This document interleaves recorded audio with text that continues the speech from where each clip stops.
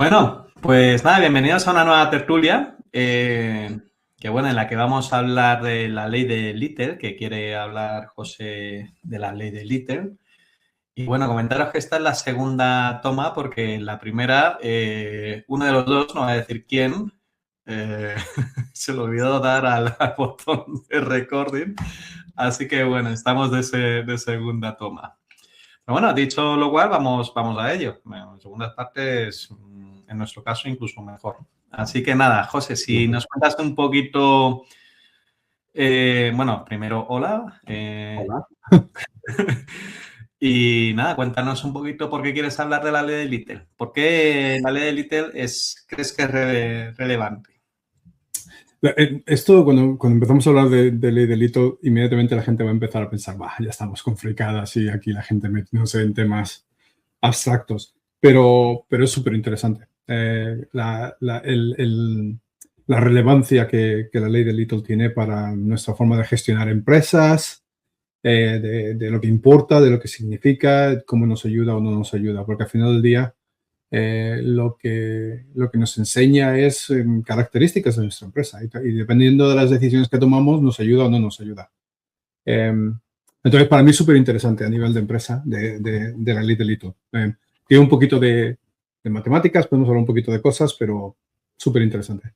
Y lo que es más interesante de todo es que, en cierto modo, yo creo que en el mundo de la agilidad, en el mundo de ambientes complejos del conocimiento y demás, utilizamos una ley delito que es distinta a la original. Mm.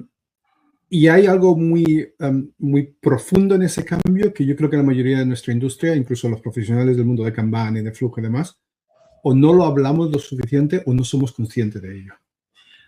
Te voy a parar ahí, porque mira, Para. fíjate lo que me está pasando. Yo estoy pensando, ostras, yo soy un líder de una organización. Y hasta ahora, al principio me dicen, la ley de Little es muy interesante, pero me pongo a escucharte y me dicen, no, es importante porque en el mundo de la agilidad, en el mundo de la complejidad, utilizamos una ley de Little modificada, y yo me quedo así, a ver, la agilidad a lo mejor ya no la estoy utilizando porque lo utilicé en el pasado y fue un fracaso.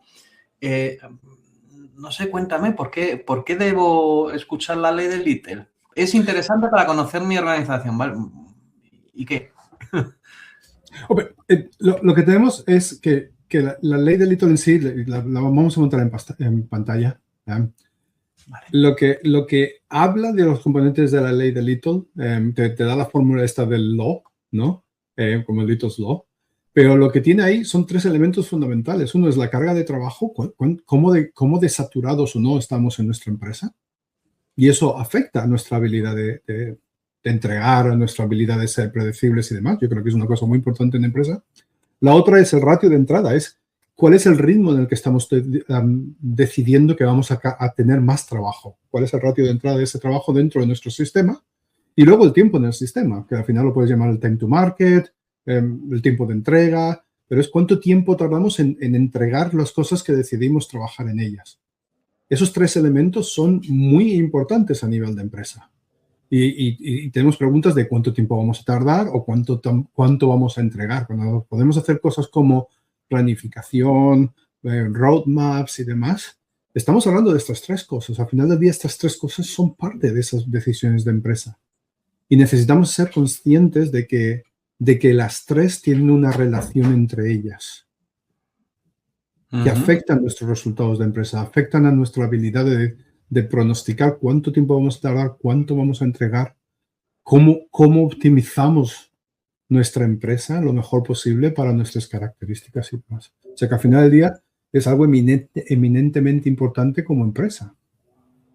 Vale, o sea, si te estoy entendiendo bien, ¿Mm? yo creo que te estoy entendiendo, pero déjame poner un ejemplo tonto y me dices, ¿vale? O sea, la carga de trabajo. Imagínate que nosotros fabricamos coches, ¿vale? Entonces tú me estás diciendo que la carga de trabajo, o sea, el número de coches que tengo en En el sistema. el sistema, ¿vale? Es el número de coches por minuto que me entran multiplicado por el tiempo que haya estado en el sistema. Es eso. Sí, entonces lo que puede ser la carga de trabajo quiere decir que a lo mejor en nuestra cadena de producción ahora mismo tenemos 200 coches en distintos estados de producción, ¿no? Hay algunos que están a lo mejor al principio, otros que ya están en la parte de acabado. Pero ahora mismo, por ejemplo, en nuestra cadena de producción tenemos 200 coches en distintos estados de estar acabados.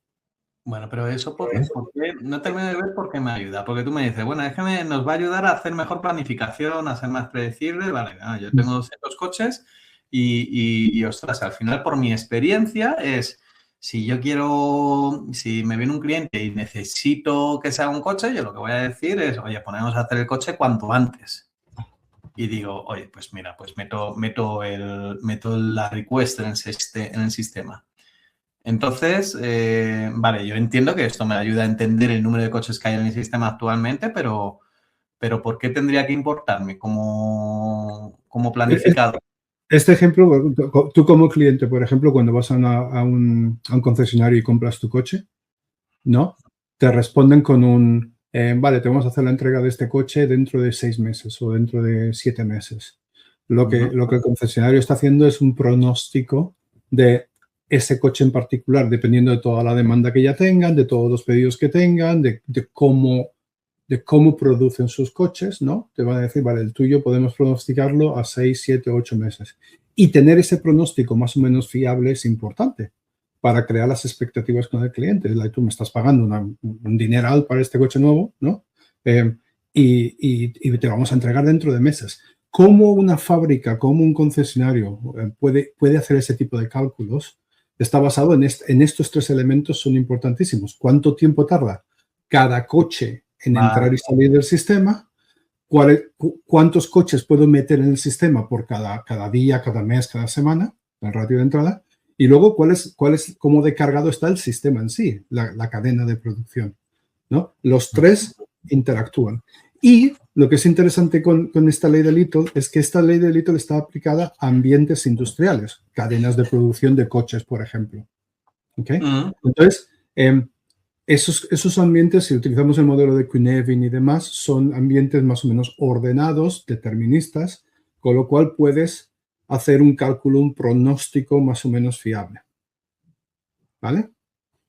Vale. ¿Qué pasa con esto?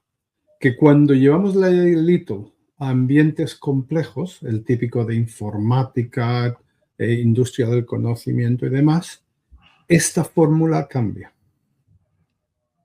Y cambia de una forma que es acorde a las características del trabajo complejo. Que es muy interesante. ¿Vale? Bueno, entonces, Dale. Entonces, tú, como si fuese una fórmula, tú puedes empezar puedes empezar a mover los 3 parámetros, ¿no? Entonces puede ser que lo tengas como una multiplicación o una división y demás. ¿Por qué esto es relevante? Es que cuando vemos la fórmula de Little en ambientes complejos y la gente que está metida en el mundo de Kanban y flujo y demás, la fórmula de Little se suele expresar de esta manera. En inglés sería el throughput, el work in progress y el cycle time o lead time, ¿no? Vale. En nuestro caso es el throughput es el ratio de salida, la velocidad, cosas de estas que hablamos. El WIP es la carga de trabajo y el cycle time o lead time es lo mismo, el tiempo en el sistema. Mira, me está pasando, José, que yo creo que sí sé lo que es un entorno ordenado o complicado en Cynefin, ¿vale? Que es un framework de F. Snowden para explicar complejidad. Y sé lo que es un entorno complejo. Entonces me has dicho, la primera fórmula es para los entornos complicados, si te he entendido bien, y esta de aquí, sí, esa es para el entorno complicado. Entonces un entorno complicado, me has dicho que es un entorno como una factoría. Y simplemente tal como lo entiendo yo, y tú me corriges, ¿vale? Yo entiendo un entorno ordenado cuando hay causalidad. ¿Qué significa que hay causalidad? Que si ha ocurrido A, entonces va a ocurrir B. O si tengo B es porque ha ocurrido antes A o C o D antes, ¿vale? Eso es un entorno complicado. Entonces, tú dices que una factoría normal clásica es un entorno complicado y nos sirve la primera fórmula que has enseñado. Mientras que un entorno complejo sería cuando no hay causalidad, cuando no hay determinismo, cuando Si tengo B, no puedo asegurar que haya sido porque ha ocurrido A, C o D o E. Y al revés, cuando ocurre A, no siempre ocurre eso, ¿no? Que es como, por ejemplo, cuando construimos software, que nos ponemos a construir software, aunque tengamos mucha experiencia, siempre es como un tiro al aire, que no sabemos exactamente lo que va a pasar. ¿Es eso lo que...? Ah, ok. Y eso es, y lo que es interesante de esto es, si nos damos cuenta, la diferencia entre estas dos, en este uso de fórmulas, ¿no? La primera es la de ambientes de producción, fábricas y demás, cadenas de montaje y demás, ambientes complicados, es que donde estamos prestando atención es en el punto de entrada del sistema. Sí, lo pone de carga de tiempo, igual la ratio de entrada multiplicado por el tiempo en el sistema. Es el ratio de entrada. Mientras que en ambientes complejos hemos cambiado nuestro punto de enfoque al ratio de salida, al punto de donde sale el trabajo, el punto de entrega. Y este es el cambio fundamental. ¿Por qué? Porque cuando estás en un ambiente, en una fábrica, en un ambiente industrial, determinístico, ordenado, ¿no? Que tienes una cierta casualidad, nuestra toma de decisión en cómo entra o qué entra en el sistema probablemente determina cómo va a salir en el sistema. Si metemos los productos en el orden A, B, C, D, E, lo más probable es que esperes que a la salida sigan siendo A, B, C, D, E. Entonces, planificar cómo entran las cosas, cuándo entran las cosas, cuándo entran esas cosas y en qué orden entran, es importante porque eso determina cómo van a salir.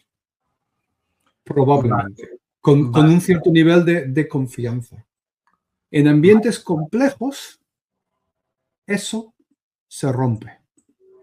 Y si tú metes en el sistema, esto lo sabemos en informática, por ejemplo, tú metes A, B, C, D y E, y primero el A, B, C, D y E, a lo mejor algunos no salen, otros han salido completamente distintos, y a lo mejor salen en D, B, C, A, E. El orden se pierde. ¿Por qué? Porque pueden tener distintos tamaños, pueden tener problemas, pueden tener dependencias. Tienes todo el proceso de discovery, con lo cual te puede cambiar bastante la naturaleza de ese trabajo. Entonces, todo ese esfuerzo que se pone, que tenemos la costumbre de planificamos roadmaps, planificamos trenes, cualquier historia.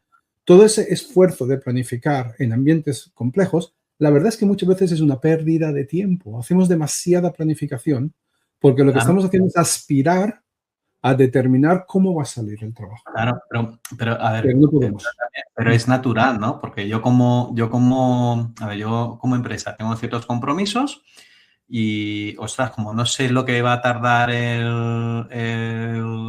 una nueva feature o el nuevo producto o el servicio que va a entregar, no sé lo que va a hacer, pues lo que naturalmente hago es pedirle, pues bueno, si estamos hablando de software, pedirle a IT, oye, tenéis que hacer esto y además lo tenéis que hacer para esta fecha. Vale, pues no sé lo que va a tardar. Entonces, claro, tú me estás diciendo, o sea, si tú me dices, oye, es que hay una manera de entender cuándo van a estar las features, pues yo a lo mejor dejo de presionar, pero Claro. Y el reto que tenemos como empresas es que en vez de hacer todo este esfuerzo en decidir cómo entran, lo que tenemos que primero utilizar es utilizar un modo más probabilístico de cómo seleccionamos el trabajo. Lo que tú dices, oye, esto puede ser que me haga falta o nos haga falta para octubre. Muy bien, pero si tú estás haciendo cálculos probabilísticos de cómo funciona nuestro sistema, para eso tenemos todos los flow metrics y demás, ¿no? Puedes hacer un cálculo, por ejemplo, lo que llamamos en inglés se llama el Service Level Expectation, el SLE, ¿no? Que al final del día te dice que típicamente cuando metes un feature, una épica, lo que sea en tu sistema, cierto porcentaje de esos productos o de esos trabajos se acaban en X tiempo, tardan X tiempo, que es el tiempo en el sistema. Entonces, lo que puedes hacer es un trabajo mucho más probabilístico. En vez de planificar tanto, lo que tienes que entender es cuáles son las características de nuestro sistema. O sea, cuál es la carga de trabajo que tenemos, qué capacidad tiene nuestro sistema para no sobrecargarlo no es tener menos trabajo, es encontrar cuál es el punto ideal de carga, ¿no? Con ese punto ideal de carga, saber cuánto tiempo tardamos en entregar de forma típica, ¿no? Y eso nos da la posibilidad de empezar a predecir de una forma probabilística, ¿no? Y el enfoque tiene que ser en acabar trabajo. Vale, pero... En acabar trabajo. Por eso tenemos las mantras estas de las frasecitas estas famosas del stop, starting, start, finish en inglés, ¿no? Deja de empezar y empieza a acabar. No vienen de... No, estas frases muchas veces no... Parece que las tenemos, pero no sabemos de dónde vienen. Es esto. Lo que importa es acabar trabajo, no empezarlo. Vale. Pero entonces, o sea, vale, yo estoy ahí viendo la fórmula y me dices, vale, el ratio de salida, o sea, número de elementos que salen del sistema Por dado un unidad de tiempo tiempo. dado es igual al número de elementos que hay en el sistema ahora mismo, partido por el tiempo, no sé si por el tiempo que dura un elemento en el sistema. Sí. Vale, entonces a mí me está pasando, es decir, vale, pero si estoy en un entorno complejo, el tiempo del sistema va a ser diferente, seguramente, ¿no? Dependiendo Tiene una variabilidad, un rango, sí. de una variabilidad. Entonces, ¿cómo puedo hacer? Porque yo, si tú me dices, vale, es que como máximo el tiempo en el sistema va a ser X, entonces yo sé que me puedo... esto ya empieza a ser interesante para mí como planificador. Entonces, yo si le doy la vuelta a la fórmula esta, yo podría decir, y corrígeme, ¿no? Yo decía, vale, el tiempo del sistema va a ser igual al número de elementos que hay en el sistema dividido por la velocidad la velocidad que tiene el sistema, ¿no? El número de elementos, el ratio de salida, que es el número de elementos que salen del sistema por minuto. Entonces, yo ahí, si quiero bajar el tiempo en el sistema de un elemento, general, lo mismo lo que puedo hacer es incrementar el ratio de salida, ¿no? Puedo decir, oye, pues voy a hacer a los equipos más rápidos, le voy a dar inteligencia artificial, le voy a dar tecnología, le voy a dar... Sí. ¿No? Entiendo. No sé si estoy haciendo bien el pensamiento. ¿Cómo te está sonando? ¿Tiene sentido lo que estoy diciendo o cómo lo ves?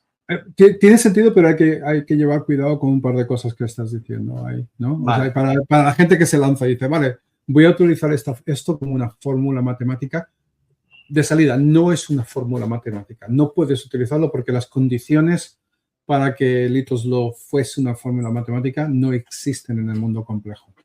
Entonces, lo puedes tener como indicadores. Es decir, vale, si cambio uno de ellos, probablemente me afecte otro. O sea, si hago un cambio de uno, cambio del otro. Ahora, lo que estabas diciendo, y es una cosa que nosotros, tú y yo, vemos mucho en las empresas. Pero ¿esto cómo lo hago? Vamos a entregar más, ¿no? Cuidado porque, como dicen en inglés, ¿no? Aquí hay dragones, ¿no? Nos puede salir mal el tiro por la culata. ¿Por qué? Porque a la hora de crear un sistema predecible, que al final del día muchos de nosotros queremos tener una empresa en la que podamos hacer respuestas de cuánto tiempo tardamos en entregar, cuánto podemos entregar. La primera fase de esto y lo que podemos controlar al principio es la carga de trabajo, el WIP. Somos nosotros quienes decidimos cuánto trabajo metemos en el sistema, ¿no? Entonces, lo primero que debemos de hacer es controlar esa carga de trabajo, es asegurarnos de que el sistema no está sobrecargado. Y lo más probable es que esté sobrecargado, tengamos demasiado. Pero entonces, ahí te corto, porque tú lo que me estás diciendo es que, vale, mi sistema está como está, pero si tengo una petición de un cliente, tú me estás diciendo que no coja esa petición, que me espere. Si tu sistema está sobrecargado, tienes que decidir si verdaderamente, o sea, decidir que vas a tener más trabajo, lo que a veces tienes que decir es pensar, vale, si yo tomo este trabajo, si digo sí a esta petición, ¿a qué le estoy diciendo no? Porque si estás sobrecargado o estás ya con el sistema lleno, decirle que sí a algo quiere decir que algo tienes que decirle que no. Y probablemente es algo que ya has empezado, algo en lo que ya has invertido tiempo y esfuerzo. Por eso lo que ves muchas veces en empresas que tienes trabajo abandonado.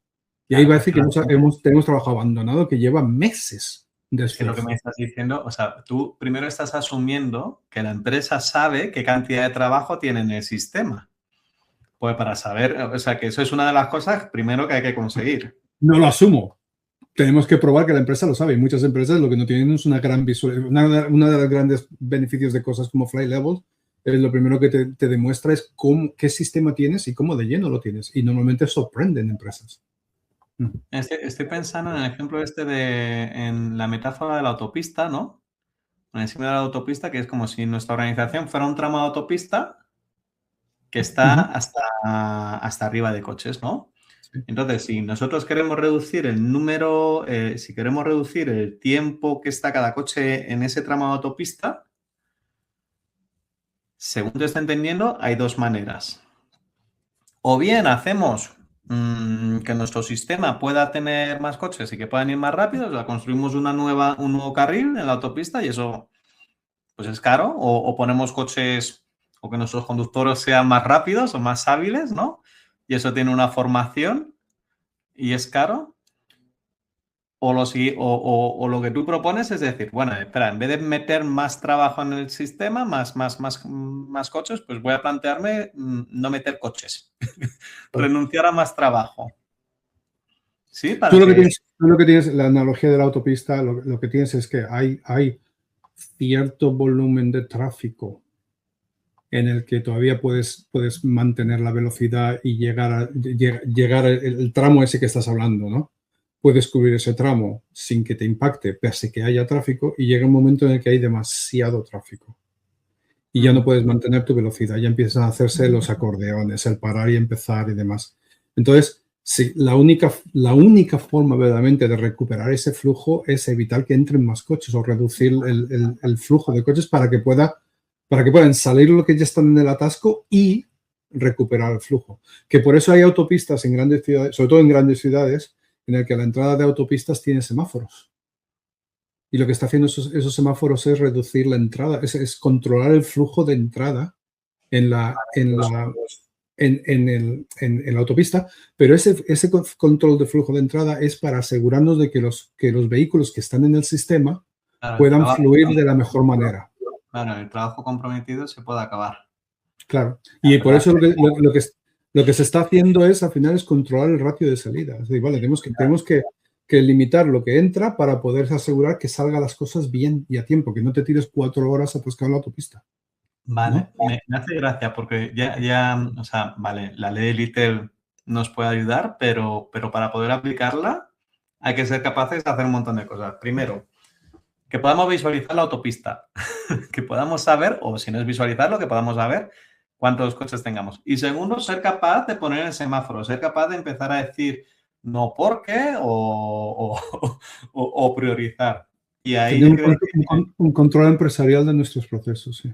Y yo creo que ahí hay material para charlar porque la idea es sencilla, pero aplicarlo quizás no sea tan sencillo.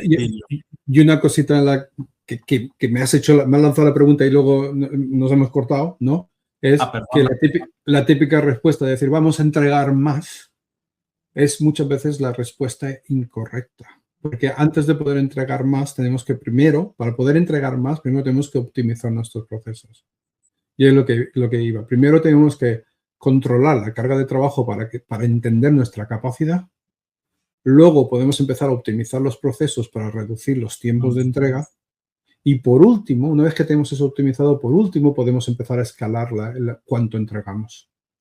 Muchas empresas se lanzan enseguida al escalado y lo que están escalando son los problemas que ya tienen porque no han hecho los dos primeros pasos. Entonces, lo que muchas veces es lo mismo. Tenemos en la gestión empresarial de nuestra empresa, y estos, los tres que acabo de hablar, son los tres características, los tres componentes de la ley de Little. Es, primero, controlar la carga de trabajo, luego optimiza el proceso y por último, puedes optimizar la cantidad de entrega.